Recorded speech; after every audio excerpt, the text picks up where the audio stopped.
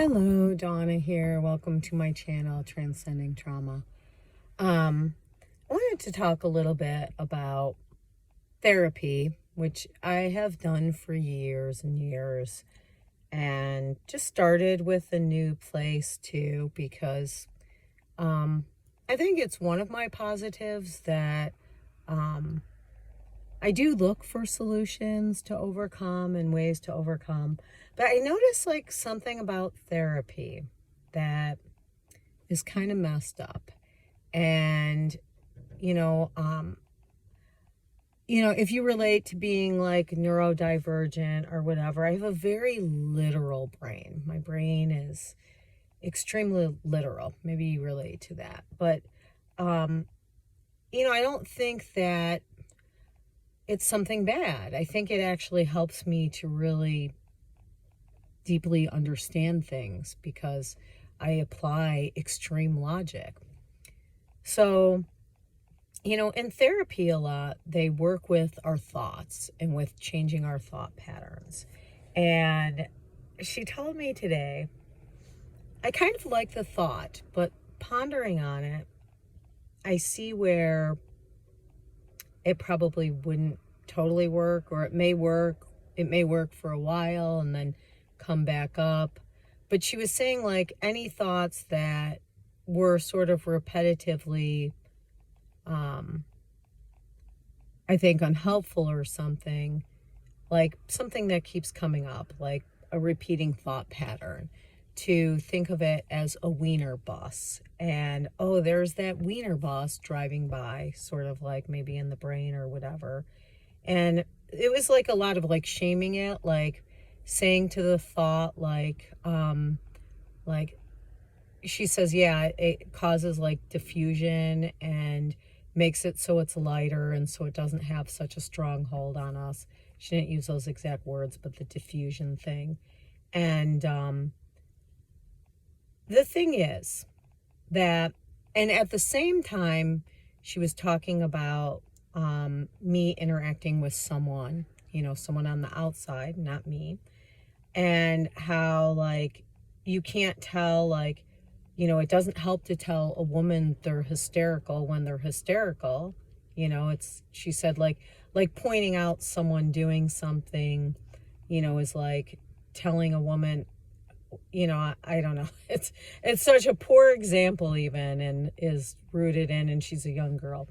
But so it was a interesting statement to make. But if I look at both of those things in a literal stance, they're so conflicting. So if I can't say to someone else, that is not okay, that's something on the outside, you have to give it love and validation. And, basically she's teaching outward compassion. But internally, if I have a thought, I'm supposed to shame it and call it a wiener bus and push it away, So like, I think what happens in therapy a lot is, it's the relationship with self, they tend to make so different than the relationship on the outside.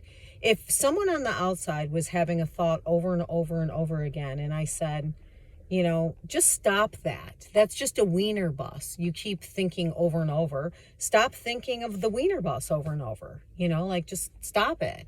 Like, isn't that the same as telling the hysterical woman that she's being over emotional? It is. It's the same thing. So if your concept doesn't work for appropriate treatment for others, it doesn't work for appropriate treatment for yourself. So if my mind is ruminating on something, there's obviously not resolve there. That's what's going on. Instead of shaming myself for the thought, it's a lot of times too, like, I understand the brain sends so many thoughts to us all day long.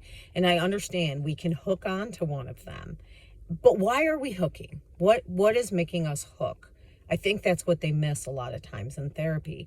There's something that's making us focus on it. There's something that we're fearful of, or something. There's some kind of thing that is demanding our focus on it. There's some kind of resolve that needs to happen. The resolve might even be, so the wiener bus thought comes up. That is a thought that, maybe is not the most helpful. Instead of shaming my own psyche, just like I wouldn't shame someone on the external for having a repetitive thought, why don't I just sit with it for a minute? I think that works better for me, to just say, oh, well, thank you for presenting this to me, self.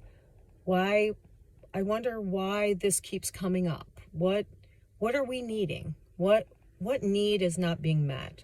What are we feeling is not resolved around this? Because my brain isn't sending me this repetitive thought. My brain is more wise than any therapist. Our beings are freaking amazing. We are created so amazing. I mean, I have a heart beating and I have breath happening without my conscious awareness, like my whole body, blood flowing and all of that without anyone else telling me to do that. So why would the brain be sending repetitive loop thoughts? Because there's just something wrong with it? No, there's something right with it. I love to take a self-compassion approach. Why? Why is the brain looping there? What do I need? What do I need? I'm not going to just push it away and call it a wiener. Like, sorry, that was the example that was used. What am I needing that my brain is looping there, that it keeps wanting to go back there? It needs some kind of processing. So instead, just like saying to yourself, whatever the repetitive thought is that's coming up, that may be unhelpful. And even if you want to let it go, how do you let it go? You don't let it go by pushing it away, sending the wiener bus away.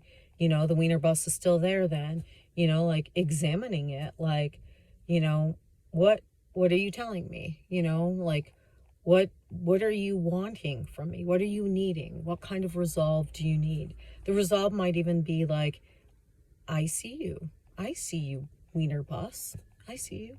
I'll buy some hot dogs from you. There's lightness without pushing it away. Just there's a need there. There's something there that is not resolved. That's why the brain keeps going to it. Sending it away is not how to heal. That is not recovery. So again, like, how I would treat someone on the outside is how I should treat myself. The relationship we have with others it's the same thing, a relationship with yourself, Like, would you tell yourself, is it a healthy relationship to tell yourself when you're having a hard time and you're struggling on something that's not feeling good for you, it's just a ridiculous wiener bus and just let it go? Like, really honestly, like, think of a child coming up to you, or think of someone in distress coming up to you and saying, I'm so worried about this. Do you think that would be the best way to treat them? That, oh, your thought is just silly, just let it go and send it on its way. I don't think so. So remember, like, the relationship with yourself is so important. And it's the same thing as a relationship with others. It's a relationship with someone, So however you treat others and want others to treat you is how you should treat you. That relationship is so important. And I think that's where therapy a lot of times misses the mark. Like, they have a different set of rules for the internal relationship than the external one. And there shouldn't be. You should be, as compassionate with yourself as you would be with others. All right, peace out.